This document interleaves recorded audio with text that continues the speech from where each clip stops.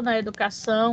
Hoje nós vamos falar sobre as diversas formas de avaliar, sobre como seria essa organização de uma avaliação realmente o mais adaptável à realidade vivida pelo aluno, e também observar quais são os diversos olhares que o professor precisa desenvolver, né, para que ele consiga fazer uma avaliação mais justa possível, né? Marie Claire nos deu hoje uma contribuição muito rica em vários aspectos sobre esse contexto, e aí a gente vai poder conversar um pouquinho sobre essas variações de avaliações, sobre os métodos que a gente pode aplicar para tentar avaliar os nossos alunos em sua potencialidade, né, de maneira mais diversificada possível, para que a gente possa atingir todos esses alunos, ou pelo menos a grande maioria deles, né? Então, aqui a gente começa vendo quais seriam esses tipos de avaliação, né? Quais seriam os critérios avaliativos que você utiliza e os instrumentos, né? Então, tudo isso circula junto desses elementos constitutivos do processo avaliativo, que hoje a gente trabalha a avaliação de uma maneira muito ampla, certo? Antigamente, a avaliação era a prova. Então, tudo que você estudou no semestre, tudo que você estudou naquele período de tempo, era avaliado única e exclusivamente em um momento, que era no momento da prova. Hoje em dia, a gente vê e trabalha a educação com um formato diferenciado, né? Então, eu vou trabalhar a educação na sua amplitude. Então, eu vou trabalhar a avaliação com o trabalho da evolução do meu aluno durante o processo de aprendizagem. Eu vou avaliar o meu aluno na sua desenvoltura nas questões propostas de aprendizagem, na questão de autonomia. Então, hoje em dia, a gente vê a avaliação de uma maneira mais ampla, né? E a gente trabalha com diversos critérios avaliativos para que a gente possa oportunizar as mesmas oportunidades para todos os alunos. Por quê? Porque nós trabalhamos com pessoas diferentes, somos seres humanos diferentes, né? E a partir disso, obviamente, temos aí ritmos de aprendizagem diferentes, temos qualidades em alguns pontos da aprendizagem e também temos deficiências em outros. Então, quando o professor trabalha em uma grande diversidade de instrumentos de avaliação, você oportuniza que aquele aluno possa evoluir nos aspectos em que realmente ele tem mais facilidade e que ele não seja penalizado por não conseguir determinados aspectos, né? Então, dessa forma, você acaba sendo um pouco mais justo, vamos dizer assim, né?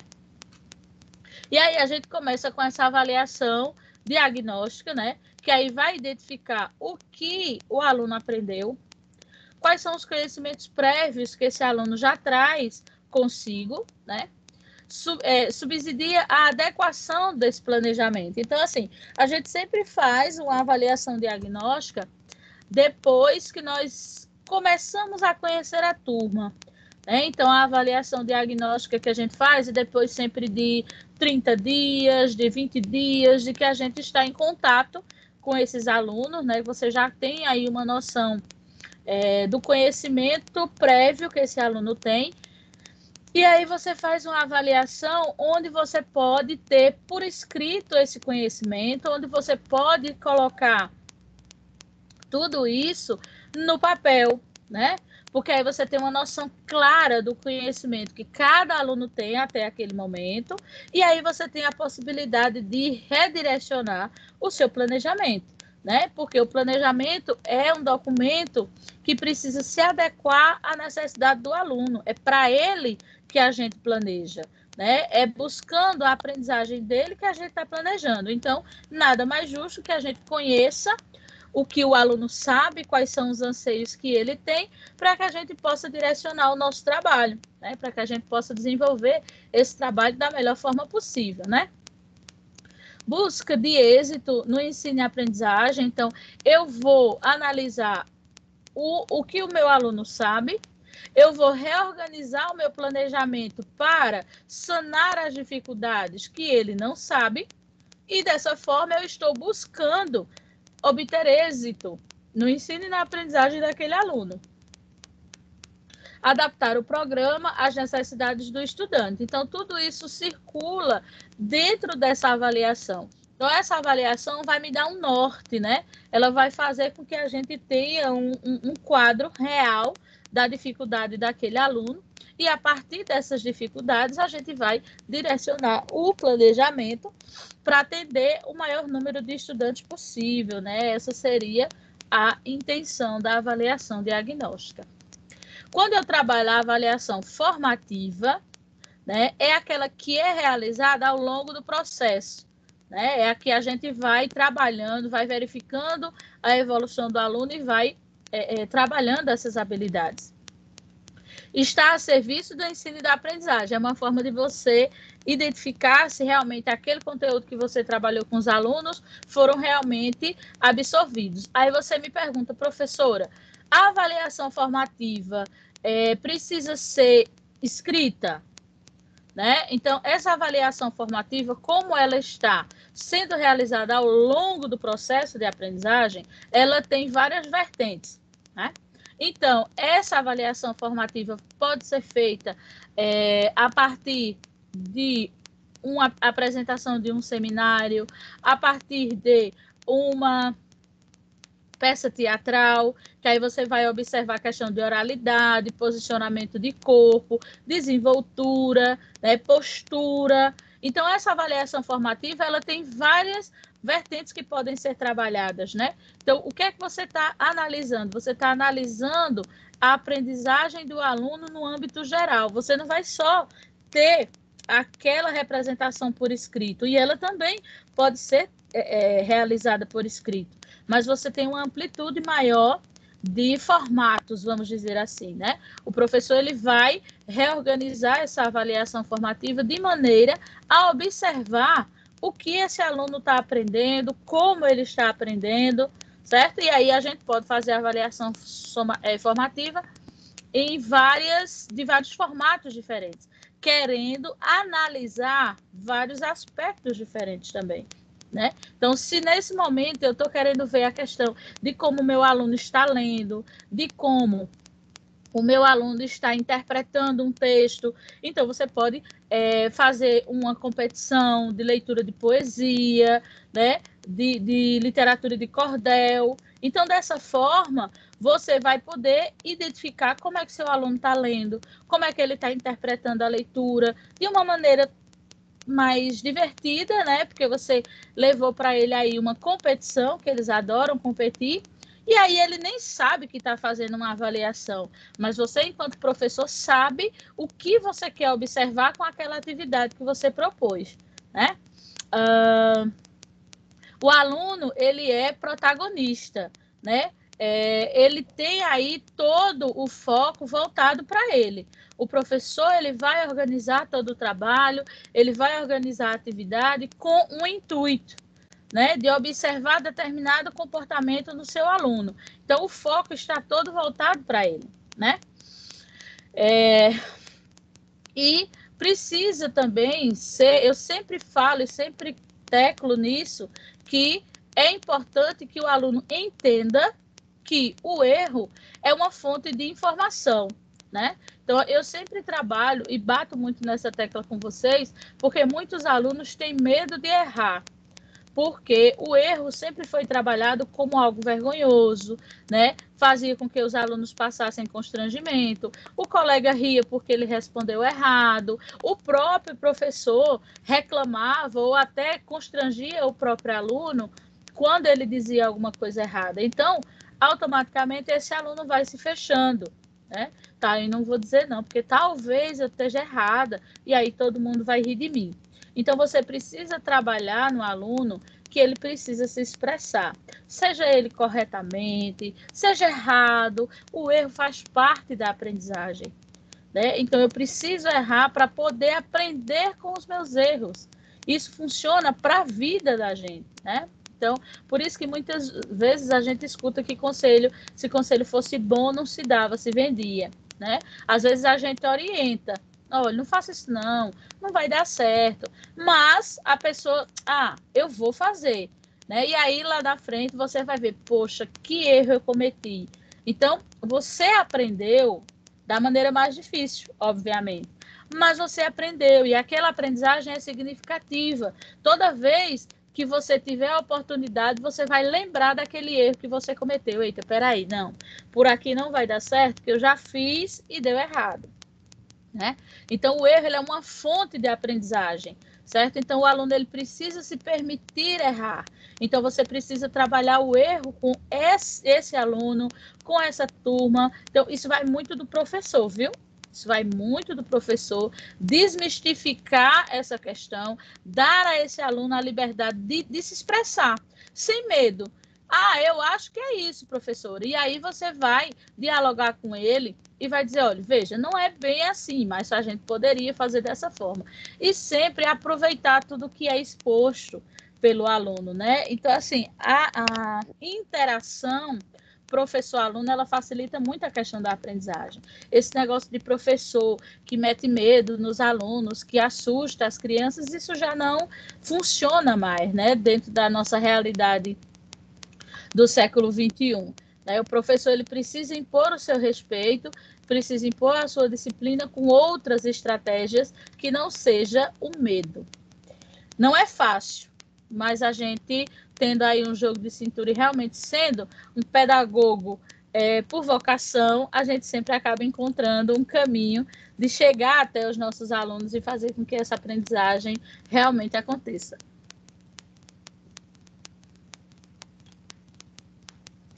E ela regula o ensino para promover essa aprendizagem, né? Ela vai organizando a evolução que você está trabalhando, né? Você vai vendo todos os eixos que você foi analisando. Marreclet deu até alguns exemplos, né? Que a gente vai ver lá na frente de instrumentos avaliativos que podem ser muito prazerosos para os alunos. E o que é muito interessante é os alunos realizam essas avaliações, eles fazem esse trabalho sem ter noção de que estão sendo avaliados. Né? Então, você leva essa atividade com muita leveza. Então, o aluno ele vai fazer a atividade sem que ele tenha noção de que está sendo avaliado, de que todas aquelas ações são friamente calculadas pelo professor antes de tudo que aquilo aconteça. E aí a gente fala um pouco da avaliação somativa, né? Ela tem o domínio das aprendizagens, é justamente quando você sintetiza o que você quer, você atribui valores àquelas atividades que você quer desenvolver, né? E aí você vem fechando esse ciclo, né? Você vai mostrar de maneira clara o que realmente o aluno tem domínio, o que realmente ele aprendeu, o que realmente se tornou aprendizagem e o que ficou fixado na mente daquele aluno, né? Então, é a avaliação que a gente faz no fim do período, né? Porque a gente vai fazendo vários tipos de avaliação ao longo do processo. Né? Então, eu vou analisando como é que meu aluno está realmente aprendendo, nas atividades que ele faz na sala, nas atividades que ele faz em casa, na maneira como ele reage às atividades que a gente propõe, se ele consegue interagir, se ele consegue fazer, se ele não consegue, né? E aí, no fim, eu preciso ter uma comprovação de tudo aquilo que eu fui analisando ao longo do processo da aprendizagem do meu aluno, né? Então, para fechar aquele ciclo, como a gente faz agora? Nós estamos na última avaliação, nós estamos na última aula sobre avaliação da aprendizagem. Então, na próxima semana, vocês vão aí fazer uma avaliação somativa, né? Vocês vão provar realmente o que vocês conseguiram dominar sobre esse assunto, que foi trabalhado durante essas 4 aulas. Então, essa avaliação somativa, ela vem fechar esse ciclo para que a gente possa dar início a um outro, né? Juízo de valor. Então, a gente vai trabalhar muito essa questão do quantitativo, porque aí você vai trabalhar questões que trabalham com quantidades, com valores específicos. Você precisa atribuir um valor a cada uma das perguntas que você vai fazer, vamos dizer assim, né? E também vai medir qualitativamente essa aprendizagem. Por quê? Porque você vai ter a oportunidade de ver o que realmente foi aprendizagem, e aí você tem como medir a qualidade do trabalho que você vem desenvolvendo, né? Ela serve para a gente verificar a situação da aprendizagem. Então, vejam, eu acho muito pertinente quando ele fala essa questão de verificar a situação de aprendizagem, porque a gente analisa que muitas vezes o aluno ele pode ter vários aspectos,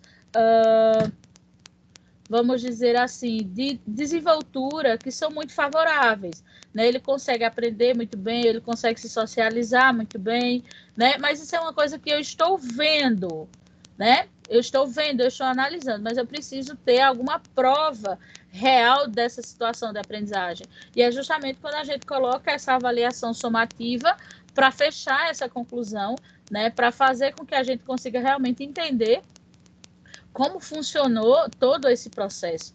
É uma maneira prática de você mostrar a qualquer pessoa que venha questionar o seu trabalho, ou que venha perguntar como é que está a situação de aprendizagem dos seus alunos, você tem aí uma prova documental, vamos dizer assim, sobre essa aprendizagem, né? E a concepção classificatória é um ponto aí que fica como se fosse um ponto negativo, porque, querendo ou não, você, a partir do momento que você dá valores as atividades que você propôs, né, você acaba classificando, né? Você vai separar aí os alunos que sabem e os que não sabem.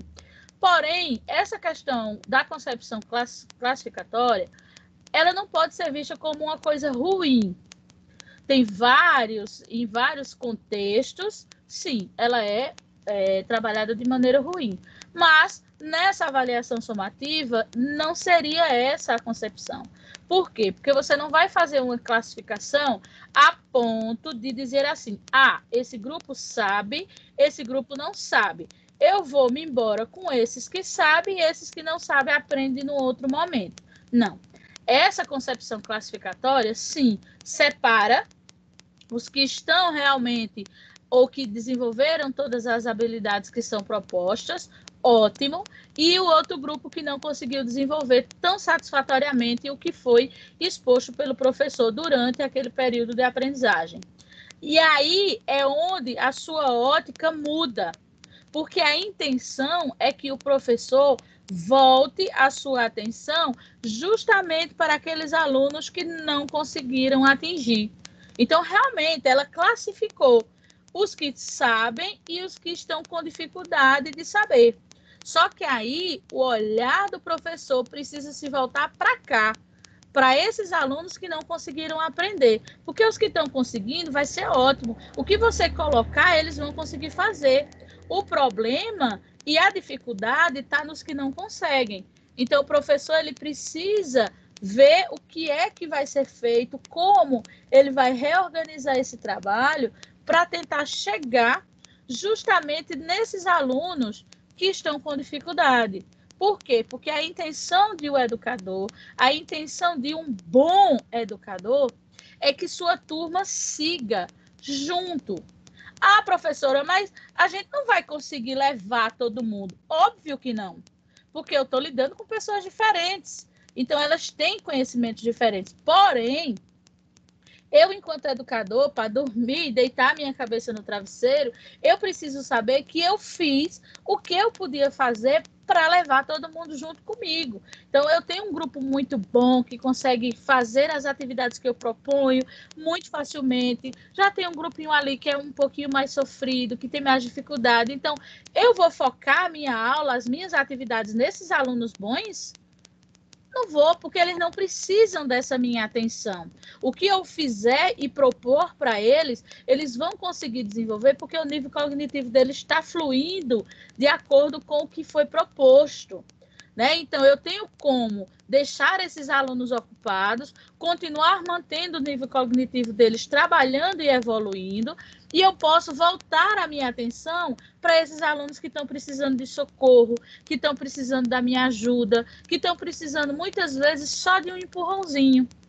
Caso eu não consiga fazer esse processo, eu não consiga fazer esse trabalho sozinho, foi o que eu já disse, peça socorro à supervisora, peça socorro à equipe de direção, peça ajuda. Gente, meus alunos estão precisando, eu quero ajudar esse grupo, mas eu não tenho como, né? Então, assim, existem várias estratégias, obviamente, dependendo aí da realidade de cada turma, dependendo da realidade de cada situação, né?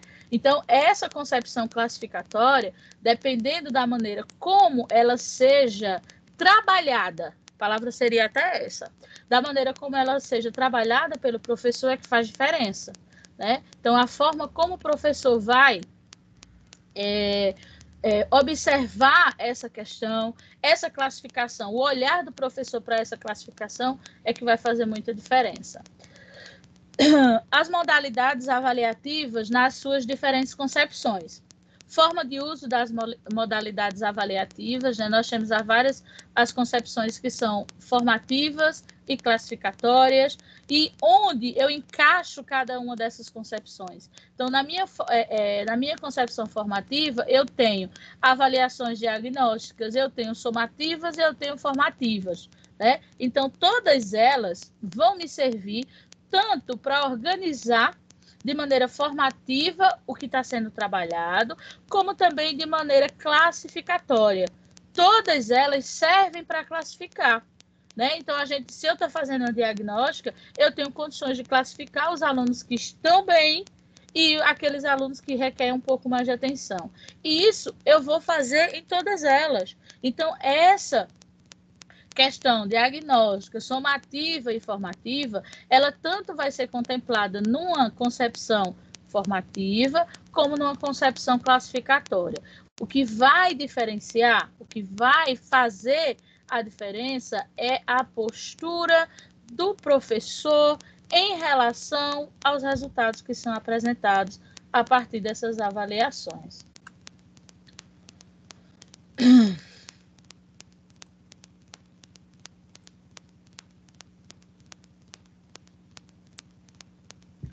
Voltou? Ó, eu gosto muito dessa sarja, muito.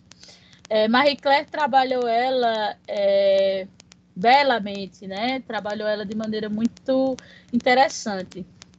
E sempre que eu estou discutindo com meus alunos, eu acho que eu até já conversei com vocês sobre essa sarja em outro momento, né? Quando você trabalha a avaliação, quando você fala de avaliação, ela sempre aparece, né? É uma sarja muito bem elaborada e muito pertinente para o contexto, né, que está sendo apresentado. Então, infelizmente, nós, enquanto professores, realizamos muito essa atividade, nós fazemos muito essa atividade, e muitas vezes ela é inconsciente, né? Eu acho muito interessante quando você apresenta desse jeito, nessa ótica, ela vai te dar um choque de realidade e vai chamar a sua atenção, muitas vezes, para situações que você está tendo essa postura desse professor e não tem a menor noção do mal que você está fazendo para os seus alunos, certo? Então, isso é involuntário. Por quê? Quando você não oportuniza diversas formas de avaliação, quando você trabalha, isso é muita conversinha, eu vou fazer uma prova e o aluno vai realizar aquela prova e está tudo certo, né? Então, é justamente isso. Quando você só coloca uma atividade, quando você só propõe uma atividade, você vai ter vários passarinhos, vários macaquinhos, vários pinguins, elefantes, peixes. Cada um desses animais, cada um dos seus alunos tem habilidades e tem dificuldades. Então, quando você propõe apenas um modelo avaliativo, você sempre vai acabar privilegiando um grupo e massacrando o outro. né? Porque aqui, se a gente tem a avaliação que foi proposta pelo professor, né? Para uma seleção justa, todo mundo deve fazer o mesmo exame, né? Então, por favor, vocês subam naquela árvore. Então, o macaco, ele vai conseguir fazer isso sem o menor problema, né? O passarinho vai conseguir fazer isso sem o menor problema. Mas como um peixe vai conseguir subir? Como é que o elefante vai conseguir subir? Né? Então, assim, quando a gente transporta isso para a nossa realidade em sala de aula, é isso que está querendo ser dito. É quando você propõe uma única forma de avaliação e aquele aluno, ele tem muita dificuldade na escrita, ele tem muita dificuldade em se expressar. Tem alunos que têm muita dificuldade em escrever aquilo que quer falar, o que quer expressar. Mas na hora que você coloca ele para falar, vixe, ele fecha, certo? Então, eu me vejo muito nessa situação. Eu tenho uma habilidade maior na fala do que na escrita. Muitas vezes, para que eu consiga expressar o que está na minha cabeça no papel, vai muito tempo. Né? Você codificar tudo que você está raciocinando e colocar aquilo no papel, para mim é mais complicado. Já quando é para você se apresentar, para que eu fale, eu consigo fazer isso com muita naturalidade, eu consigo me desenvolver muito melhor. Já tem alunos que são exatamente o contrário de mim, que conseguem colocar no papel com muita facilidade tudo aquilo que ele está pensando, e aí na hora que eu questiono esse aluno para que ele se expresse verbalmente, ele trava, né? Ele trava, ele não consegue. E aí? Se eu só coloco uma atividade escrita, esse aluno que não consegue verbalizar, ele vai ser show. E eu tô ferrada, né? Porque eu consigo verbalizar, mas não consigo escrever.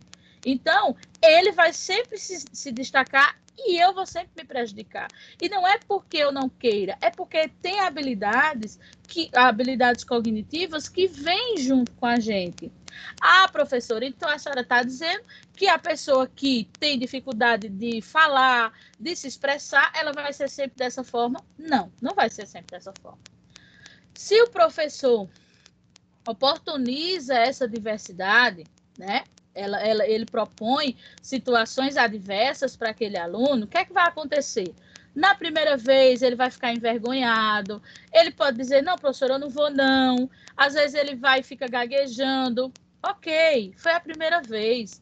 Né? Numa segunda oportunidade, ele já vai ver que não é tão assustador assim falar sobre suas ideias. E aí ele já vai conseguir. Então, são coisas gradativas. Quando você dá uma amplitude de formas de avaliação, de formas de se trabalhar na sala de aula, você enaltece as habilidades que a pessoa já tem, que são inatas a ela, e você acaba forçando que eles melhorem alguns aspectos que eles não têm um domínio tão grande até o momento, né? Então, eu não consigo me expressar, mas a professora botou hoje a gente para ler umas poesias, e eu não gostei de ler, não. Mas você foi ler.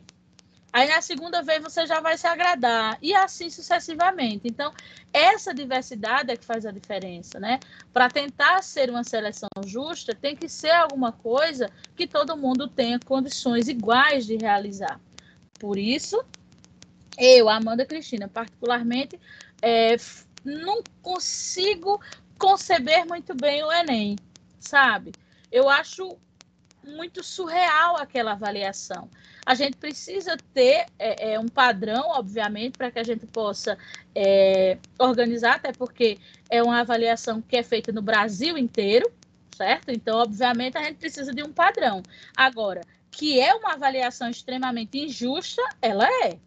Porque você tem 180 questões para desenvolver em 2 dias, certo? E aí, não depende só do querer do aluno, do estudo do aluno, porque ele pode ser colocado para fazer avaliação numa escola maravilhosa, silenciosa, com ar-condicionado, tudo nos conformes. Então, aquele aluno ali vai poder desenvolver toda a potencialidade que ele estudou durante o ano inteiro. Porque o aluno estuda o ano inteiro para se preparar para aquele dia, para aqueles 2 dias que são as avaliações do Enem. Mas ele foi colocado num ambiente que favorece que ele consiga, com calma e tranquilidade, colocar para fora tudo que ele aprendeu naquele ano. Já em contrapartida, a gente vai ter alunos que foram colocados lá na escola, na tábua lascada, longe, no calor, com um ventilador quebrado ou um ventilador fazendo uma zoada gigantesca no seu pé do vidro, um aluno em cima do outro, aquela aglomeração, aquela agonia. Então, você quer me dizer que por mais que o aluno se esforce durante o ano inteiro, aquela situação onde ele foi inserido vai atrapalhar. O barulho do ventilador vai desconcentrar a cabeça desse menino, o calor excessivo, ele vai ter que estar se abanando. Então, tudo isso tira a concentração do aluno. Então, ela é um exemplo que eu sempre gosto de usar, onde você não trabalha a potencialidade do aluno, onde não está ali exposto somente o que o aluno realmente aprendeu, né? Porque a diversidade que envolve a situação atrapalha muito o rendimento, a desenvoltura e a nota daquele aluno, né? Então, são várias situações que estão ali interligadas, que estão juntas, que fazem muita diferença nessa questão avaliativa. Então, quando você coloca toda essa carga em 2 dias ou num dia só, é o dia da prova. Então, só a sobrecarga desse momento já faz com que você fique extremamente nervoso, que você não consiga se concentrar, né? Cada pessoa reage ao nervosismo de uma forma. Tem pessoas que respiram, fecham os olhos e conseguem se acalmar e conseguem se concentrar. Tem aluno que não consegue. Então, esse aluno que fica extremamente nervoso, ele não vai conseguir. Por mais que ele tenha estudado, o nervosismo vai atrapalhar a qualidade do que ele vai colocar em prática, do que ele vai colocar no papel. Então, são muitas questões que a gente pode discutir o dia todo, se quiser. Aí a gente tem uma autoavaliação, que é professor e aluno, né? Que aí você faz uma análise dessa questão social desse aluno, da forma como ele reage às determinadas situações que são propostas.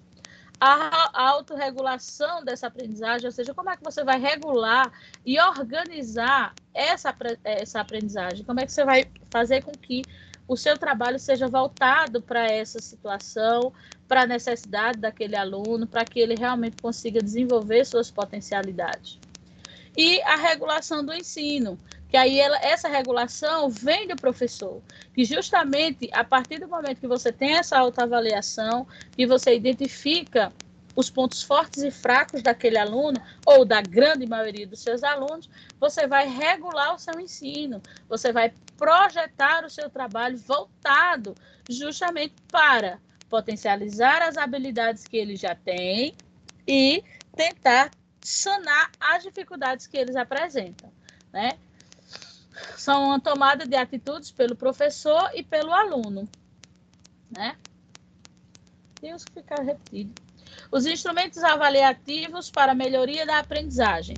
Escolher a partir dos objetivos estabelecidos, analisar a nota para uma tomada de atitudes, flexibilizar o planejamento. O planejamento ele precisa ser adaptado à vivência do aluno. Então, por Nossa Senhora, não sejam aqueles professores que faz um planejamento em 2010, em 2011 muda a data, em 2012 muda a data e vai seguindo. Ou seja, você não fez aquele documento para o seu aluno, você fez aquele documento para o supervisor, para a diretora da escola. Por quê? Porque é exigido de você, né? Olha, professor, até tal dia, o planejamento, certo? Então, o que foi que você fez? Trocou as datas, toma, tá aqui. Mas você não parou para fazer uma reflexão, você não analisou realmente qual é o nível dos seus alunos. O planejamento foi feito para qualquer pessoa, para a direção, para o supervisor, para o secretário da educação, foi feito para qualquer pessoa, menos para quem deveria, que é o aluno, né? Então, são documentos que não são para encher gaveta, são documentos que são feitos e projetados para direcionar o seu trabalho enquanto educador. Então, cuidado, porque a gente encontra muito essas questões dentro do meio educacional, tá? Então, vamos tentar desmistificar e fazer realmente diferente, né? Fazer o que deve ser feito, atender a quem deve ser atendido. Corrigir a partir de critérios estabelecidos. Veja que o planejamento também é um documento que, como você pode flexibilizar, muitas vezes eu projetei o meu plano, que a gente faz o planejamento anual, né? Eu projetei o meu plano para o ano todo, e aí eu consegui desenvolver um trabalho tão bacana durante os meus primeiros 6 meses de trabalho, que eu vou sentar e vou reorganizar o meu planejamento, porque coisas que eu havia projetado para trabalhar lá para setembro, agosto, eu já consegui fazer. Então, eu vou reorganizar, vou trazer essas habilidades que eu pensei que eu só ia conseguir realizar em agosto, em setembro, eu já consegui fazer, porque os meus alunos responderam muito bem ao que eu propus. Então, eu vou trazer essas habilidades para cá, porque eu já vivenciei, e vou ter a oportunidade de trabalhar outras. Da mesma maneira que eu projetei para trabalhar em agosto e eu não consegui chegar até. Então, meus alunos estão indo mais lentamente, então eu vou ter que reorganizar, colocar algumas daquelas habilidades que eu pensei que eu conseguiria trabalhar no primeiro semestre, vou colocar para o segundo e vou diminuir o que eu tinha projetado para trabalhar no ano tal, tá? Então, esse planejamento, ele precisa ser um retrato do que você está vivendo na sua sala de aula.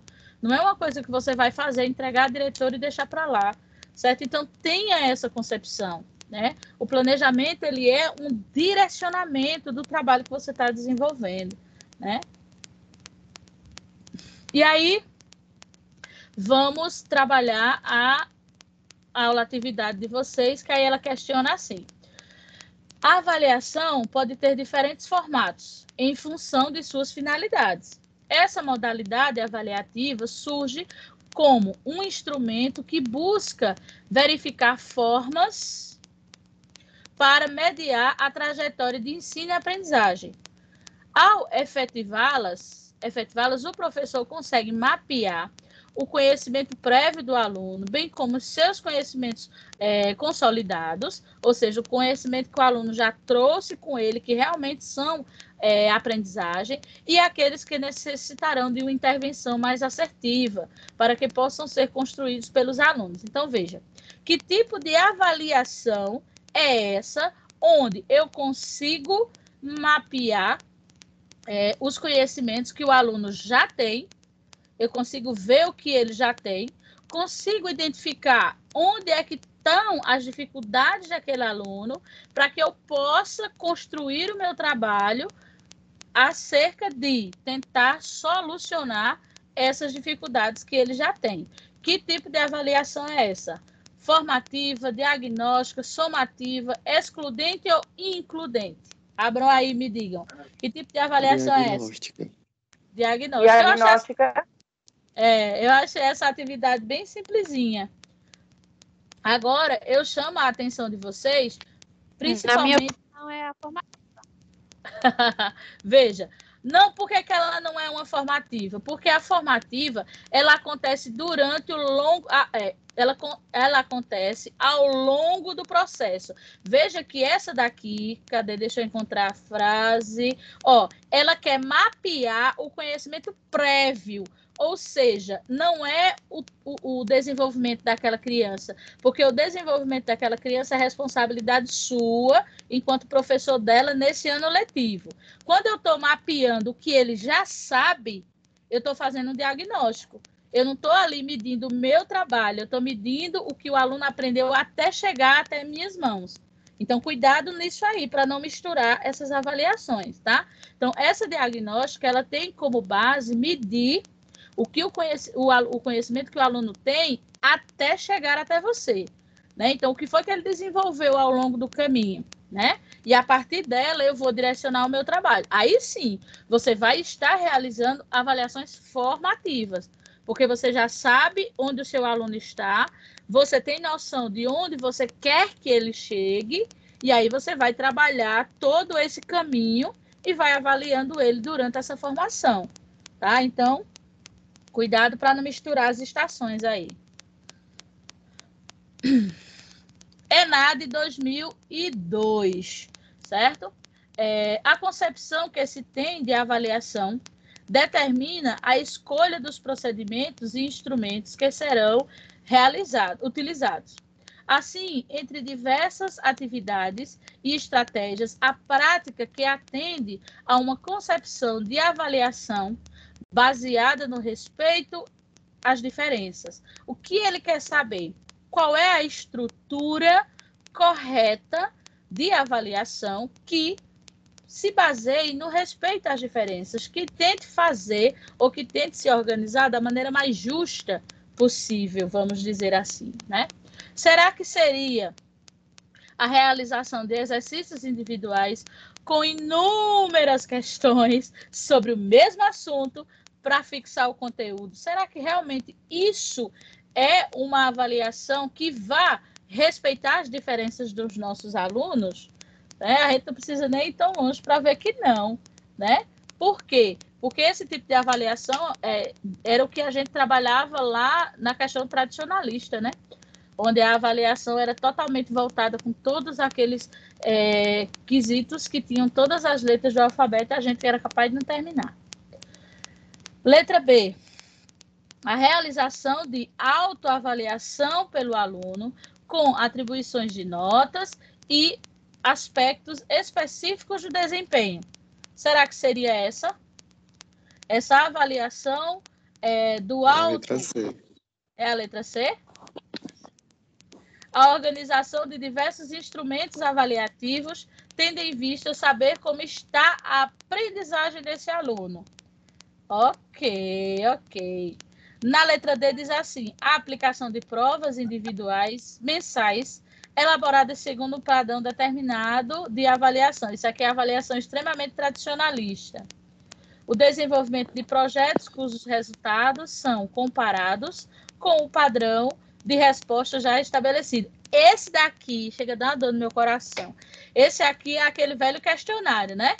Então, você aí vai realizando justamente as avaliações com o padrão dos questionários. As respostas já estabelecidas. Então, é justamente o questionário que a gente passava para os alunos estudar e depois fazer uma prova igual.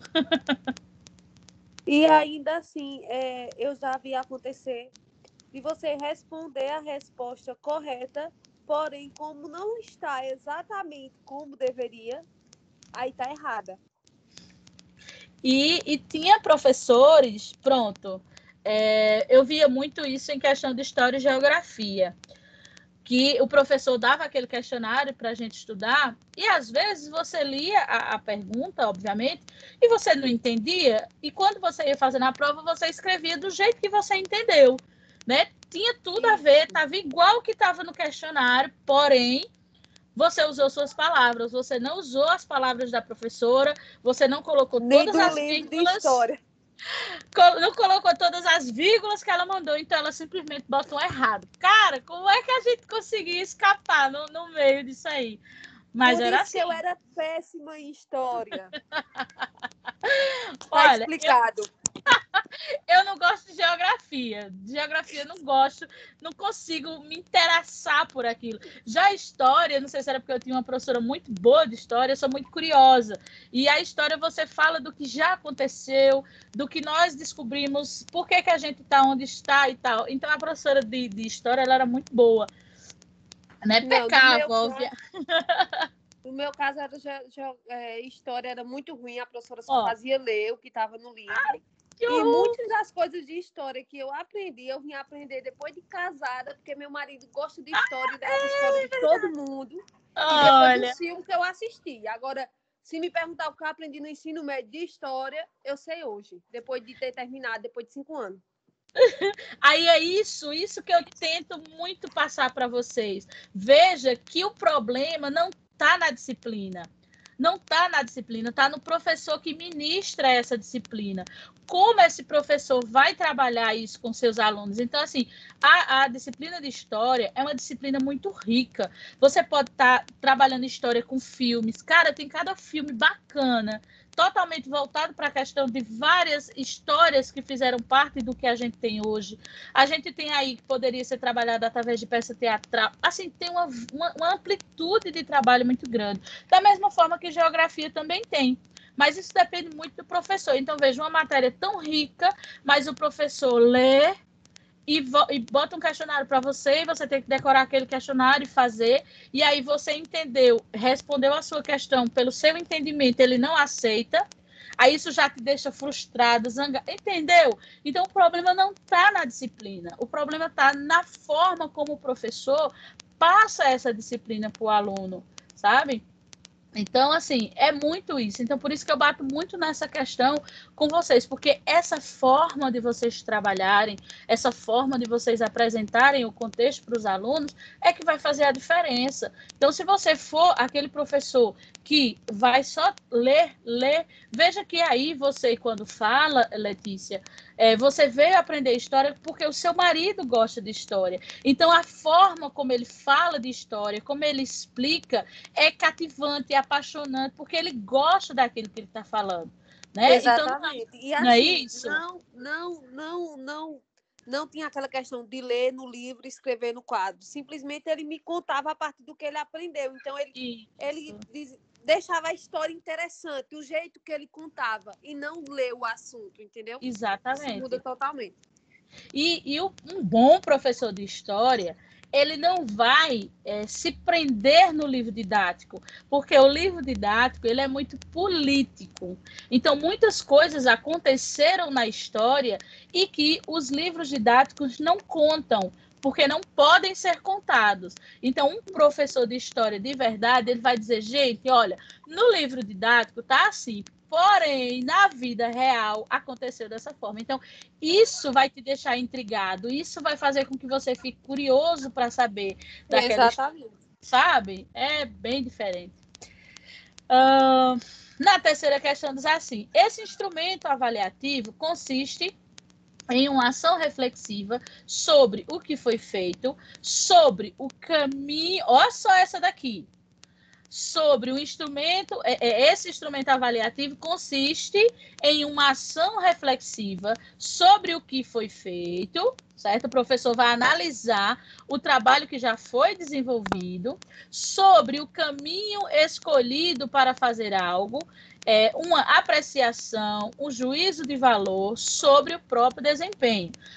Auxilia o aluno a corrigir os seus erros, a adotar as estratégias mais adequadas para resolver os seus problemas ou alterar estratégias por ele já definidas. Veja que aí fica bem mais fácil da gente organizar. O que seria isso? A gente vai fazer uma reflexão de tudo aquilo que já foi trabalhado, vai junto com os alunos escolher qual será o melhor caminho. Lembra que quando a gente conversa, eu digo a vocês, gente, olha, a gente tem essas opções aqui, e a gente pode fazer desse jeito, a gente pode fazer desse outro jeito. E aí você tem o livre-arbítrio de escolher o que para você é mais satisfatório. Ah, professora, eu vou por aqui, porque eu acho mais fácil, eu vou conseguir aprender mais facilmente se eu for por esse caminho. Né? Então, veja que tipo de processo seria esse, onde você tem aí essa opção, essa maturidade de tentar, pelo menos, escolher qual é o caminho que você quer. Se você erra, você tem essa questão da aprendizagem a partir desse erro. Poxa, eu escolhi esse caminho, professora, mas não deu certo para mim, eu vou voltar e vou tentar o outro. Né? Então, você precisa dar essa oportunidade ao aluno. Você tem que dar oportunidade, você tem que mostrar. E o aluno é quem vai escolher qual desses caminhos para ele é mais satisfatório, para ele facilita a aprendizagem. Que tipo de instrumento seria esse? Autoavaliação. Autoavaliação. Exatamente. É justamente quando a gente tem e trabalha essa maturidade nos alunos, né, de que ele faça essa autoavaliação. Você mostra a ele o que ele já sabe, os caminhos que ele pode seguir e deixa que ele faça. Né? Se ele cometer erros, ele volta e começa novamente. Então, o erro ele é muito importante e faz parte de uma aprendizagem realmente significativa. Né? A gente não aprende, eu não vou aprender a viver pela vida de Letícia. pelos erros de Letícia. Se eu for inteligente, eu vou olhar e vou dizer, poxa, Letícia fez isso e lá na frente ela quebrou a cara, então eu não vou fazer, não. Né? Mas se eu for teimosa, eu vou dizer, mas comigo vai ser diferente, porque a gente, ser humano, é assim, né? Letícia errou porque Letícia é boba, mas se for comigo, não. Comigo não vai ser desse jeito, não. Eu vou por aqui. Né? Então, a gente aprende com os nossos erros, né? Com os nossos próprios erros. Se eu conseguir aprender com os erros dos outros, eu vou sofrer menos. Mas, caso contrário, a gente vai seguindo, aí vai evoluindo. Isso faz parte da evolução do ser humano, para qualquer aspecto da vida, né? E o que eu acho interessante da autoavaliação é que, assim, acredito, na minha concepção, que prepara realmente para a vida, porque você vai fazer com que aquela criança se torne independente e, em certos momentos da vida, quando acontecer situações de problema, ela vai saber contornar e resolver, e não entrar no desespero sem saber o que fazer. É bem isso, porque esse tipo de trabalho, ele passa dos muros da escola, né? Você vai trabalhar essa autonomia de o aluno observar, peraí, isso aqui eu consigo fazer, mas esse outro eu não consigo, qual é o caminho que eu vou escolher? Poxa, eu escolhi um caminho errado, eu vou ter que voltar, então você vai dar autonomia a esse aluno de identificar qual o melhor caminho para ele. Se ele cometer erros, ele sabe que ele vai poder voltar e iniciar esse processo novamente. Então, essa autonomia que você trabalha com seu aluno, isso vai fazendo com que ele se torne um ser humano autônomo, que tenha posicionamento de chegar numa situação que alguém diga, olha, não, você vai por aqui. E ele vai ter que dizer, não, eu não vou por aí, porque eu sei que por aí não vai dar certo para mim, eu quero seguir por esse caminho. Então, tem muito isso de você ter a autonomia, de você dizer não. Quantas pessoas vocês conhecem que não conseguem dizer não? Eles dizem, professor, eu não consigo dizer não. Aí as pessoas se aproveitam, porque fazem o que querem, porque eu não consigo dizer não. Para menino, porque mais está aqui. Quem gosta de dizer não é eu. Então, isso é um processo. Isso é um processo. Essa questão de você não conseguir se negar a alguém, às vezes as pessoas pedem coisas que você não quer fazer, que você está insatisfeito, mas você não consegue dizer que não vai. Então, veja quanto você sofre por você não ter essa autonomia, né, esse domínio de dizer, não, eu não vou fazer, eu não vou por aí.